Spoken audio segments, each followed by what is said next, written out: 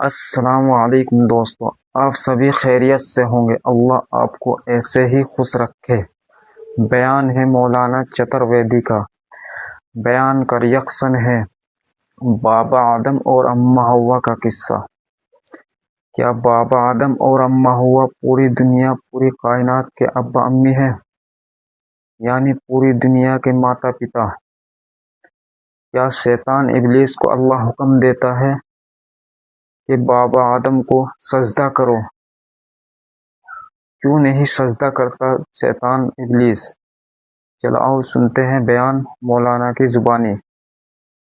بیان مکمل سنیے اور آگے تک شیئر کریے۔ چلو آؤ چلتے ہیں، بنا کسی تحقیق کے بیان اسٹارٹ کرتے ہیں۔ اے فرشتوں، تم آدم کو سجدہ کرو، فسجدوا الا ابلیس۔ اللہ اکبر۔ سارے فرشتوں نے آدم کو سجدہ کیا الا ابلیس، لیکن ابلیس کے علاوہ، ابلیس کے سوا۔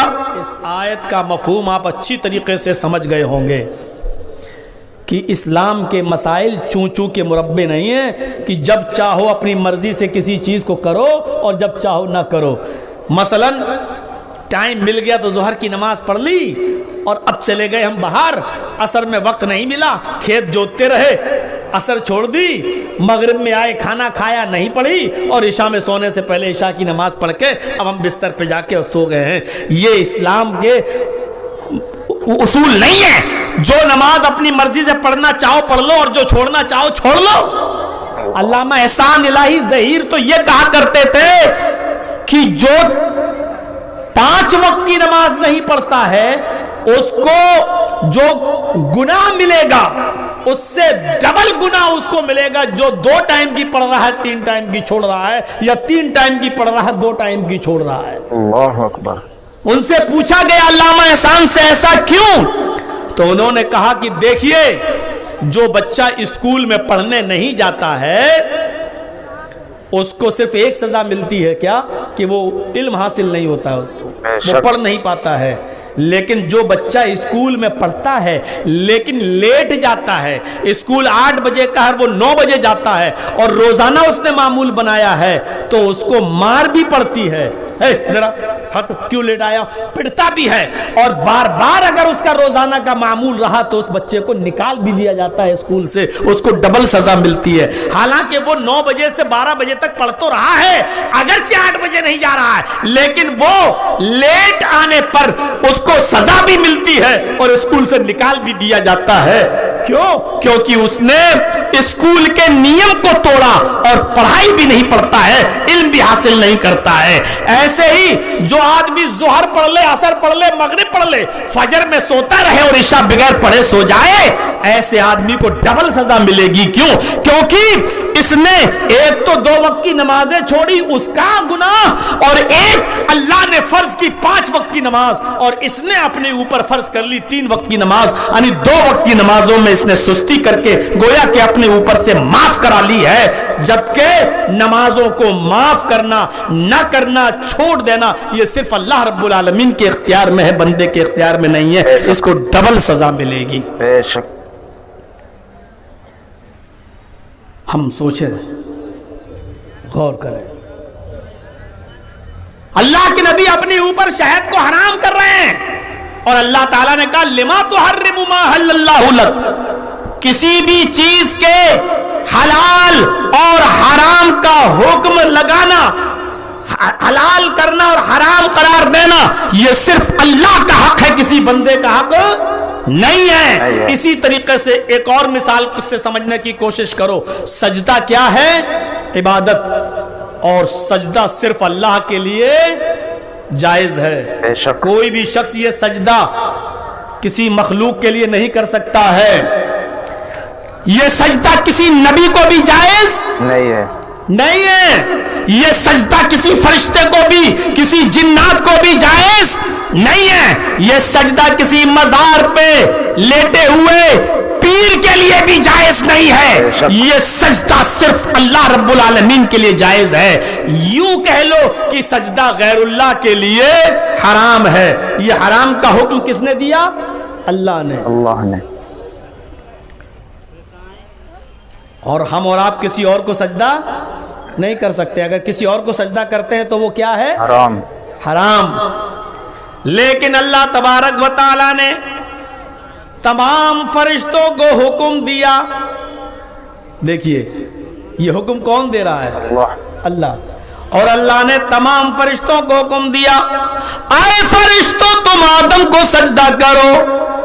کہا آپ نے علماء سے سنا ہوگا تمام فرشتوں نے آدم کو سجدہ کیا تھا. اللہ نے حکم دیا اے فرشتوں تم آدم کو سجدہ کرو.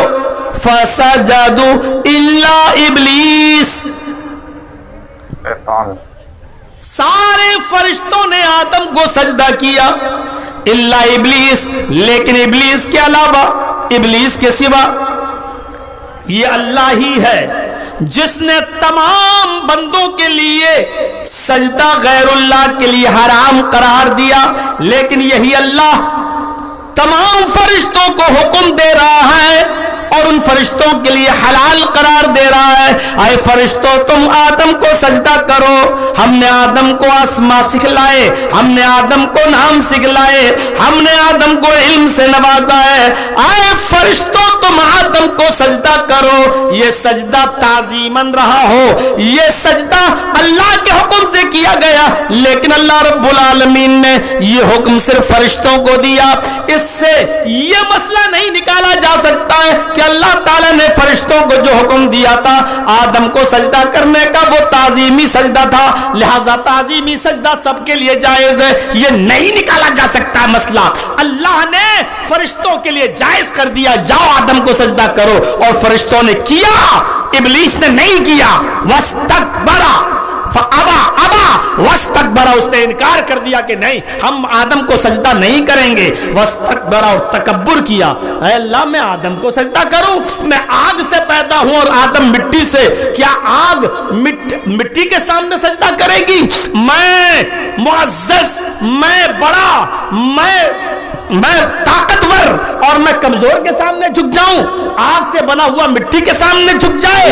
اس کو تکبر آ گیا اور وہ کافروں میں سے ہو گیا. وَكَانَ مِنَ الْكَافِرِينَ. میرے بھائیوں ذرا غور کیجئے، اللہ ہی نے غیر اللہ کے سجدے کو حرام قرار دیا اور اللہ ہی نے فرشتوں کو حکم دیا کہ آدم کو سجدہ کرو. تو کسی چیز کو حلال یا حرام کا حکم لگانا کسی چیز پر یہ صرف اللہ کا حق ہے، کسی بندے کا حق نہیں ہے. بے شک.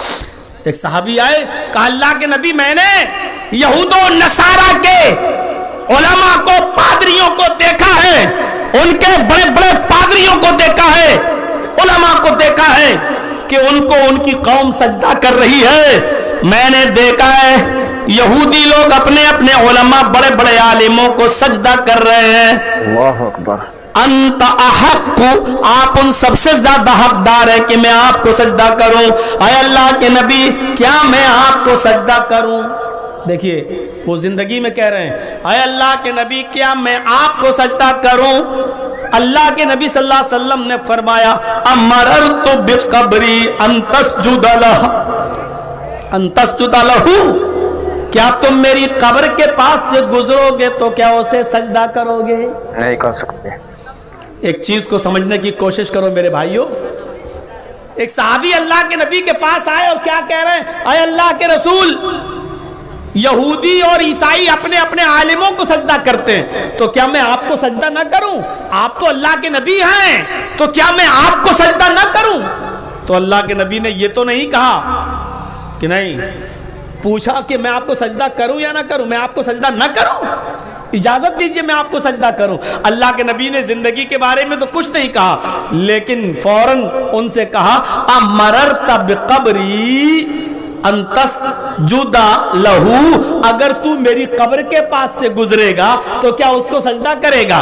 یعنی زندگی میں تو میں تجھے روک لوں گا، ابھی تو میں تجھے منع کر دوں گا کہ میری قبر پہ سجدہ مت کر، ابھی تو میں منع کر دوں گا، نہیں میرے سامنے نہیں، سجدہ صرف اللہ کو جائز، ابھی تو میں منع کر دوں گا، لیکن میرے انتقال کے بعد جب مجھے قبر میں دفن کر دیا جائے اور تب تو میری قبر کو سجدہ کرے گا، تب تو میں تجھے قبر کے اندر سے آواز دے کر تو منع نہیں کر سکتا. آپ کو فکر اپنی زندگی کی نہیں ہوئی، آپ کو فکر اپنے انتقال کے بعد کی ہوئی. کہیں ایسا نہ ہو کہ میرے انتقال کے بعد یہ لوگ میری قبر کو سجدہ کا بنا نازل ہے، اس لیے آپ نے کہا کیا تو میری قبر کے پاس سے گزرے گا تو کیا سجدہ کرے گا؟ کیا بات ہے، اس نے کہا نہیں۔ آپ نے کہا ایسا کرنا بھی نہیں، سجدہ صرف اللہ کا حق ہے، بندے کو سجدہ صرف اللہ کے سامنے کرنا چاہیے، لہذا میں تمہیں اس بات کی بالکل اجازت نہیں دیتا کہ تم مجھے سجدہ کرو، نہ ابھی سجدہ کر سکتے ہو، نہ میرے انتقال کے بعد میری قبر پہ آ کے سجدہ کر سکتے ہو۔ قبر پر بھی سجدہ کرنے سے اللہ کے رسول نے منع کر دیا ہے۔ اپنی قبر، جب نبی کی قبر پر سجدہ کرنا جائز نہیں ہے تو نبی سے بڑھ کر کون بزرگ ہے اور نبی سے بڑھ کر کون پیر ہے کہ اس کی قبر پہ جا کے سجدہ کیا جائے اور اس کی قبر پہ جا کے ماتھا ٹیکا جائے؟ بے شک۔ تو میرے بھائیوں، اس مسئلے کو آپ اچھی طریقے سے سمجھ گئے ہوں گے کہ نبی اکرم صلی اللہ علیہ وسلم بھی کسی چیز کو حلال اور کسی چیز کو حرام قرار نہیں دے سکتے ہیں جب تک کہ اللہ تعالیٰ نہ چاہے۔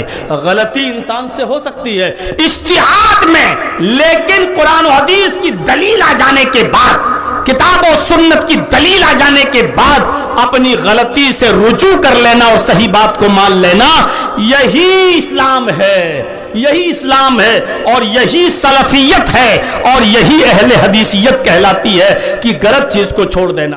دوستو بہت پیارا بیان تھا، آپ سبھی کو اچھا لگا ہو تو لائک کرے اور سبسکرائب کرے۔ کل پھر ملیں گے دوسرے بیان کے ساتھ، خدا حافظ۔